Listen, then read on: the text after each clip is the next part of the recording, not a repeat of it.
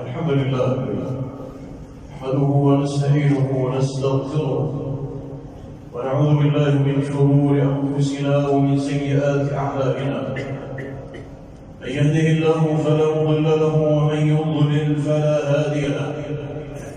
وأشهد أن لا إله إلا الله وحده لا شريك له، وأشهد أن محمدًا عبد الله ورسوله صلى الله عليه وعلى آله وأصحابه وأزواجه وسلم تسليماً كثيراً. أما بعد، فإن أصدق الحديث كتاب الله، وأحسن الهدى هدى محمد صلى الله عليه وآله وسلم، وشر الأمور محدثاتها، وكل محدثة بدعة، وكل بدعة ضلالة، وكل ضلالة في النار. أما بعد، فقد أنجى الله تعالى موسى وقومه من فرعون وجنوده، واستجاب الله تعالى دعاء نبييه موسى وهارون. ربنا ليضلوا عن سبيلك ربنا اطمس على أموالهم واشدد على قلوبهم فلا يؤمنوا حتى يروا العذاب الأليم. قال قد أجيبت دعوتكما فاستقيما ولا تتبعان سبيل الذين لا يعلمون.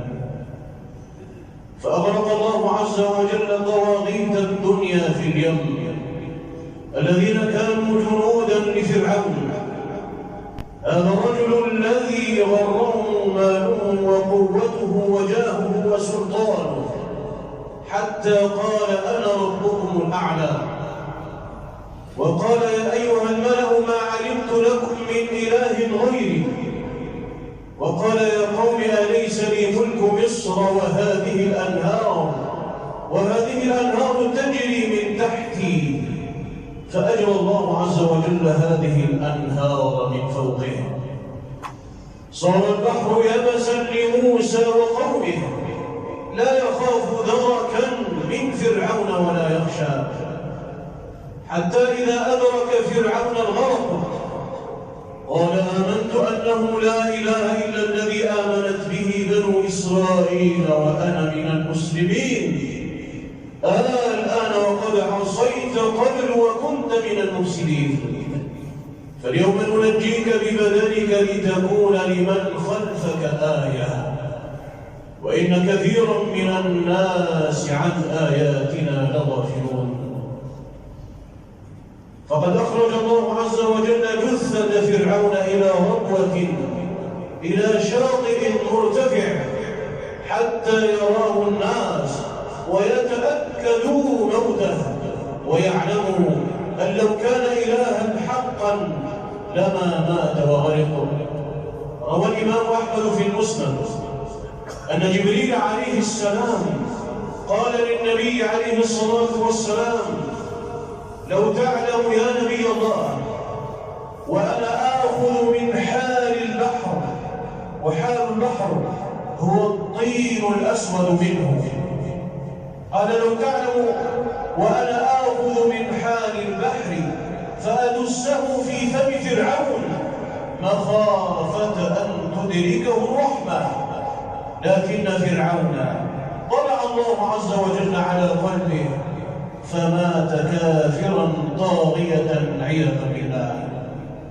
وكان اليوم الذي أنجى الله عز وجل فيه موسى وقومه من فرعون وجنوده يوما عظيما فرح به المسلمون وصامه نبي الله موسى وقومه شكرا لله سبحانه وتعالى.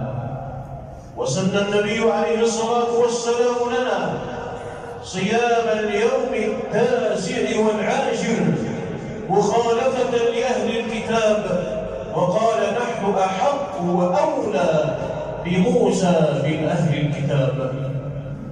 يوم عاشوراء هو اليوم العاشر من شهر الله المحرم، وله أهمية عظيمة عند الشيعة الرافضة، لأنه اليوم الذي وافق فيه قتل الحسين بن علي سبط النبي عليه الصلاة والسلام، وقتل أهله معه ظلما بعد أن حوصروا 3 أيام في صحراء كربلاء سنة 61 من الهجرة، وذلك أنهم خذلوه، أن أهل الكوفة دعوا الحسين حتى يبايعوه، لكنهم خذلوه وتركوه كذلك حتى قتل شهيدا ظلما وعدوانا رضي الله تعالى عنه.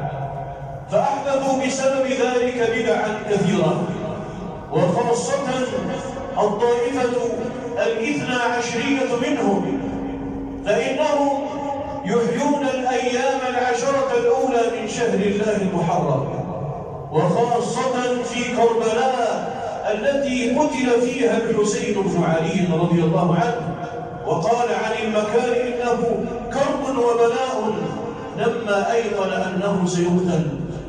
فهم يزورون ضريحه ويشعلون الشموع ويقصون ويقرؤون القصائد عند قبره، وأكثرها كذب وافتراء، وربما رشوا الماء على الناس ووزعوا الماء عليهم إشارة إلى قصة قتله ومنعه من الماء 3 أيام، ويشعلون النيران إشارة منهم إلى حر الصحراء، بل إن بعضهم يمثل الواقعة وما جرى من أحداث بالسيوف والضروع، ويمشون في الطرقات ويسمون ذلك بموكب الحسين، ويقوم بعضهم بالتطبير، والتطبير هو إسالة الدم وضرب أنفسهم بالسلاسل والسكاكين،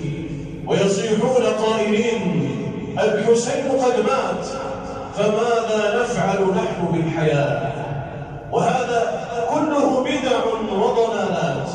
وعند بعض المغاربة يسمون يوم عاشوراء بيوم زمزم، ويقومون برش الماء على بعضهم، وربما يفعلون هذا تبركا، ويسعى التجار لأن يبيعوا سلعهم كلها في يوم عاشوراء، ويطلقون على الحسين لقب العاشور، ويسمون كل مولود ولد في ذلك اليوم بعاشور، ويتقصدون إخراج زكاة أموالهم في يوم عاشوراء، بل ويخرجون عشر أموالهم في ذلك اليوم، ويقولون عنه العاشور، كما هو معروف عند بعض الناس في تسميتهم الزكاة بالعاشور، حتى تعلموا أصل هذه التسمية. وعند بعض المغاربة يقومون بذبح أضحية العيد في يوم عاشوراء، أي أنهم يرجعونها ويؤخرونها شهرا كاملا، وهذا كله منكر وضلالات لا يجوز للمسلم اعتقادها ولا المشاركة فيها، بل ولا مشاهدتها على القنوات والهواتف. اللهم لك الحمد على نعمة الإسلام والسنة. أقول الذي تسمعون وأستغفر الله لي ولكم فاستغفروه إنه هو الغفور الرحيم.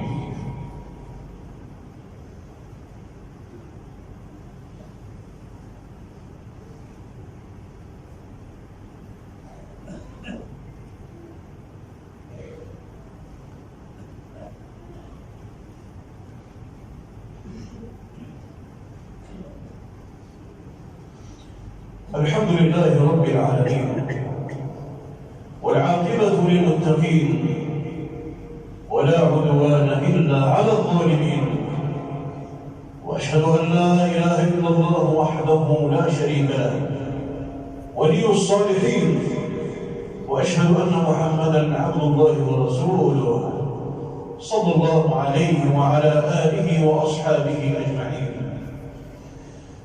وبعد أيها الناس، فإن بعض المسلمين يعتقدون اعتقادات باطلة ما أنزل الله بها من سلطان في يوم عاشوراء، فمن ذلك أنهم يتناقلون حديثا مكذوبا عن النبي صلى الله عليه وسلم، ويقولون فيه: من وسع على أهله في يوم عاشوراء لم تصله فاقة وفقر أبدا.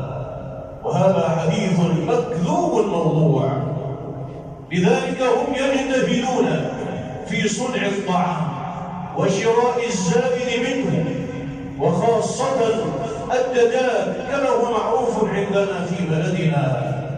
وبعضهم ينهى الناس عن خيط الملابس في يوم عاشوراء، ويقولون لو فعل المسلم ذلك فإنه يصيبه الفند والخرف والرعش إذا كبر سنه. ومنهم من يتقصد الاغتسال والاكتحال ويلبس أحسن الثياب في يوم عاشوراء، وهذا كله باطل. وبعض طوائف الرافضة ينهى الناس عن صيام يوم عاشوراء، وبعضهم يصوم عاشوراء ولكنه يفطر عند أذان العصر، لأنه يوم حزن عندهم زعموا. وعند النواصب أعداء الصحابة وأعداء أهل السنة يفرحون بمقتل الحسين ويجعلونه عيدا. أيها الناس، إن البعض منا يعتقد أن يوم عاشوراء حدثت فيه وقائع كثيرة للمسلمين، وربما قد يسندون في ذلك أحاديث لا تصح أبدا. فبذلك يقولون إن الكعبة كانت تكسى قبل الإسلام في يوم عاشوراء، ثم صارت كسوة الكعبة بعد ذلك في يوم النحر. ويقولون إن يوم عاشوراء هو اليوم الذي تاب الله فيه على آدم، ويقولون هو يوم نجى الله فيه نوحا وأنزله من السفينة، ويقولون إنه يوم أنقذ الله فيه نبيه إبراهيم من الطاغية النمرود. ويقولون كذلك يوم عاشوراء يوم رد الله فيه يوسف إلى يعقوب، وغفر فيه لنبيه داود، وفيه وهب سليمان ملكه، وفيه أخرج يونس من بطن الحوت، ورفع الله فيه البلاء عن نبينا أيوب. هذه الوقائع كلها ليس في مستندها دليل صحيح ولا أثارة من علم. الشيء الوحيد الذي صح فيه هو أنه يوم أنجى الله فيه موسى وقومه وأغرق فرعون وجنوده. لقد جعل الله عز وجل في صوم يوم عاشوراء كفارة سنة كاملة ماضية من الذنوب، فحري بالمسلم أن لا يضيع هذه الفرصة، وأن يزيد معه اليوم التاسع قبله حتى يخالف أهل الكتاب. ومن صام يوما في سبيل الله بعد الله وجهه عن النار 70 خريفا. أيها الناس، كما نصر الله عز وجل موسى وقومه على فرعون وجنوده، فإن هنالك فراعنة كثيرين سيهلكهم الله عز وجل مهما طال الأمد، لأن كلمة الله هي العليا، ولأن كلمة الذين كفروا السفلى، والله عزيز حكيم. ولقد سبقت كلمتنا لعبادنا المرسلين إنهم لهم المنصورون وإن جندنا لهم الغالبون. وقال الله تعالى: إنا لننصر رسلنا والذين آمنوا في الحياة الدنيا ويوم يقوم الأشهاد، يوم لا ينفع الظالمين معذرتهم ولهم اللعنة ولهم سوء الدار. والله لو رجعنا إلى ديننا وحكمنا شريعة ربنا ونصرنا دين الله تعالى لينصرن الله سبحانه وتعالى، لينصرن الله عز وجل كل من نصر دينه، ولينصرن الله من ينصره. ولينصرن الله من ينصر دينه. أما إذا خالفنا شرع ربنا وقلدنا الكفار وجرينا خلفهم وتعاملنا بالعينة والربا واتبعنا أذناب البقر ورضينا بالزرع والدنيا وتركنا الجهاد في سبيل الله، الجواب سلط الله عليكم ذلا لا ينزعه عنكم حتى ترجعوا إلى دينكم. فاللهم أعز الإسلام وانصر المسلمين، اللهم قاتل الكفرة الذين يصدون عن سبيلك وخالف بين كلمتهم. اللهم أرنا فيهم عجائب قدرتك. اللهم اجعل بلدنا بلدا آمنا مطمئنا وسائر بلاد المسلمين. سبحانك اللهم وبحمدك أشهد أن لا إله إلا أنت أستغفرك وأتوب إليك.